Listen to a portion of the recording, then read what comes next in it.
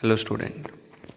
So in previous video we have discussed about dielectric, electric polarization, polar molecule and non-polar molecule. So what is dielectric?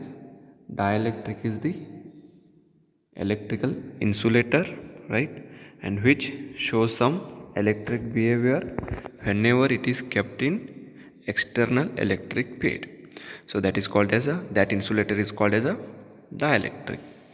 And electric polarization is a process of inducing electric dipole moment. So process of inducing electric dipole moment is called as electric polarization, right? Then we have seen polar molecule. So polar molecules are the molecules having permanent dipole moment, and non-polar molecules are the molecules which are not having permanent dipole momentum. So these all points we have discussed in last video, and today we will discuss capacitance and capacitors. So what is capacitor and what is capacitance we will discuss today. So we will begin with a capacitor. So capacitor is a electronic device. Capacitor is the electric device and it consists of two conductors. Capacitor is an electric device and it consists of two conductor. See, it is one conductor, it is another conductor, and separated by some insulator in between them. So in this middle place insulator will be there. What are insulator, you know? So, right, insulator will be there and it may be dielectric or whichever. Now, so what is capacitor? Capacitor is a electric device and it consists of what? Two or more pairs of conductor. It is one pair of conductor here, right? So one pair or more pairs of conductor it may consist. So, and what is the use of this electric device? We have to see. It is a capacitor is electric device and it is used to store the electric charges. The device which is used to store electric charges is called as a capacitor. So what exactly capacitor? It is a device which is used to store an electric charge and it consists of one or more pairs of conductor separated by an insulator. So whatever you see in this diagram, it is called as a capacitor. See, it is one conductor and it is another conductor. It is separated by some distance, right? In that distance there will be an insulator. There will be an what? Insulator. Then how this capacitor works, that you have to check now. How this capacitor works to store the electric charges, right? So whenever this capacitor connect to a battery, see, I will connect it to a battery. It is positive term and it is negative term of a battery. So what will happen? The current will supply from this, right, and this plate or this conductor gets charged, right?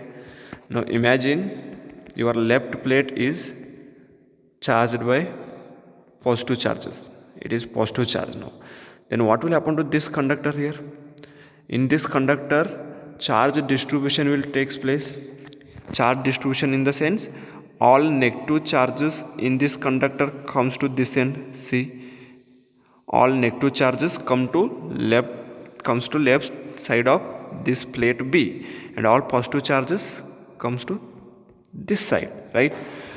Then what will happen? All these positive charges comes through this wire and again comes to the negative terminal of the battery, right? So what will happen?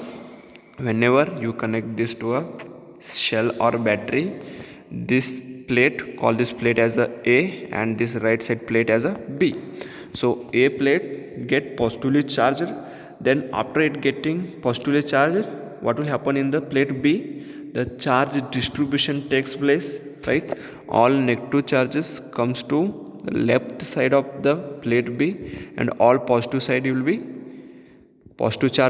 right side of plate B, and afterwards all these positive charges flows through this wire and comes to the negative terminal of the battery, right? Like this, capacitors used to store the charges, right? So now imagine Q will be the charge on this capacitor, right? Q will be the total charge on this capacitor. Then this charges is directly proportional to the V. What is V? V is the electric potential difference between these two conductor, right?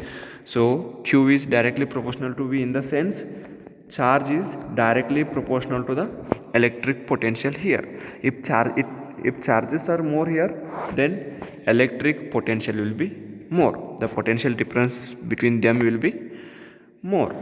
Clear? So charge is directly proportional to V. Now suppose if you want to remove this proportionality constant, what you have to do? I want to remove this proportionality constant and I have to place in place of this proportional equal sign.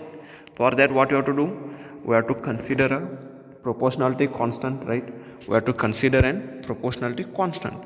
See, Q is equal to some constant, then we have to write V, and here that constant is C into V, and this constant is proportionality constant, and this constant here it is called as a capacitance of the capacitor.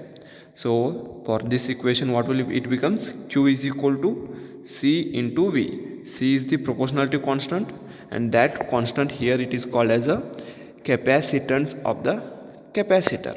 So next we will see what is capacitance. So see here this equation. In previous equation, what you got? Q is equal to C into V. If you want to take C is equal to, then C is equal to, it becomes Q divided by V. So what is Q? Q is the charge on the capacitor, and V is the potential difference between the conductors of the capacitor.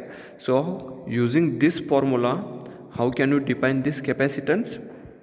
So capacitance of a capacitor is the ratio of magnitude of charge of either conductor of capacitor to the potential difference between the conductor. So how can we define capacitance? See once again, capacitance can be defined as it is the ratio of charge on the capacitor to the potential difference between the conductors of a capacitor.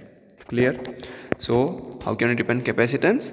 The capacitance of a capacitor is defined as the ratio of magnitude of the charge on either conductor to the potential difference between the conductor. So equation for capacitance will be C is equal to Q divided by V, or else Q divided by delta V. Both are same. So it is the capacitance of a capacitor. So next, SI unit of this capacitor is farad. So SI unit of this capacitor is a farad, and it is denoted by letter capital F. Clear?